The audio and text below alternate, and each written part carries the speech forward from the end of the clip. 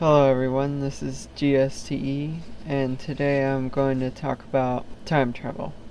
More specifically, the time travel in the movie Godzilla vs. King Ghidorah, made in 1991. So let's talk about what the story was before the time travels messed with time.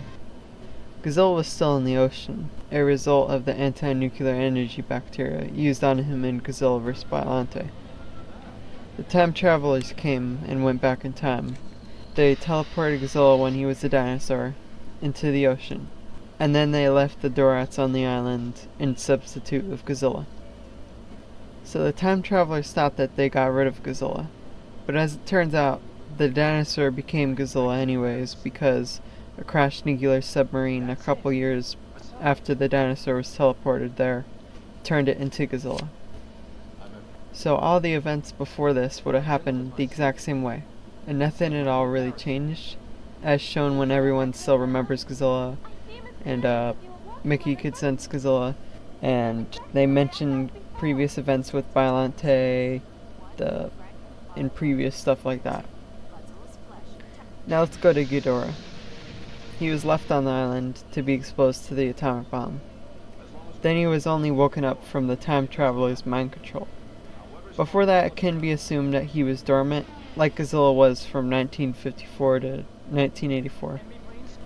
Also, I heard some people saying that Godzilla was a new Godzilla and a different one from the 1989 one, but no, this is in fact the same Godzilla was in that last movie and the previous movies. It's just that he grew in size, but I'll talk about that in a little bit.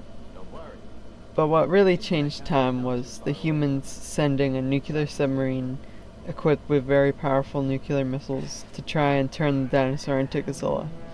But with Godzilla still being, Godzilla and not a dinosaur, he destroyed the sub and gained all of its energy when they only initially wanted to just shoot one missile and then turn him into Godzilla. Godzilla got all the power from it, making him 100 meters tall and successfully getting rid of the anti-nuclear energy bacteria in his system.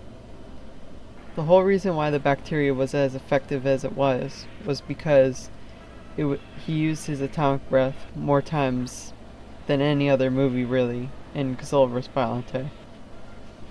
And even then the people in the movie thought that he would need, nuclear energy after using so much of it.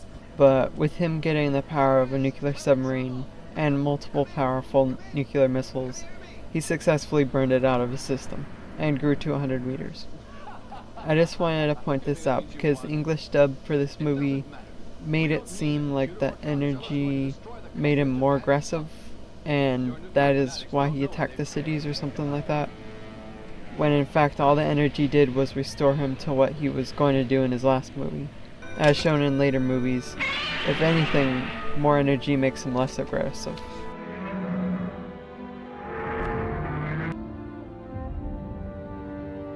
Where was I? Oh yeah. So Godzilla fights and beats King Ghidorah, and then the lady goes back to her time and finds King Ghidorah, rebuilds him, and then fights Godzilla again.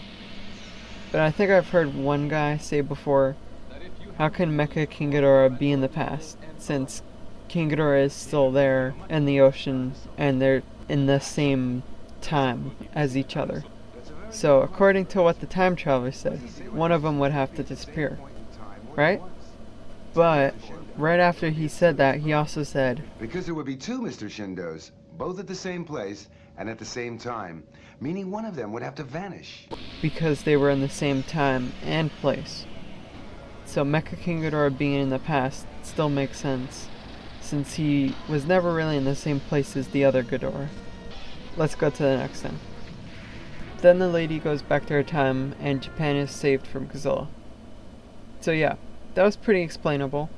Sure, it was confusing, but I think that is due to the English dub, which I know for a fact is not accurate in some areas, and also due to problems with the plot and stuff. But I was able to explain it.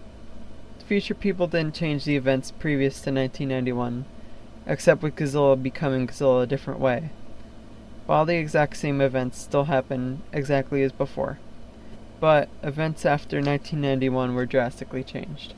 Godzilla is 100 meters tall, The military now has super powerful weapons that can hurt Godzilla and even kill monsters.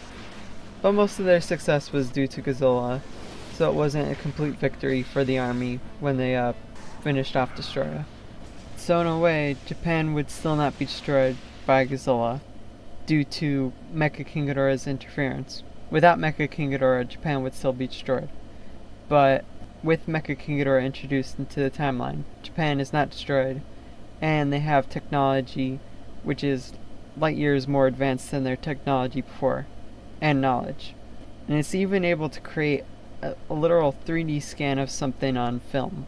That's how you know that you're technologically advanced, when you could create a full 3D scan of something that is blurry and on film. That is just crazy. So that's about it.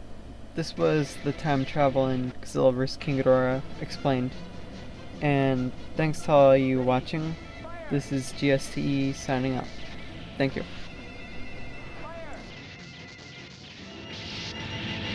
I'm spinning!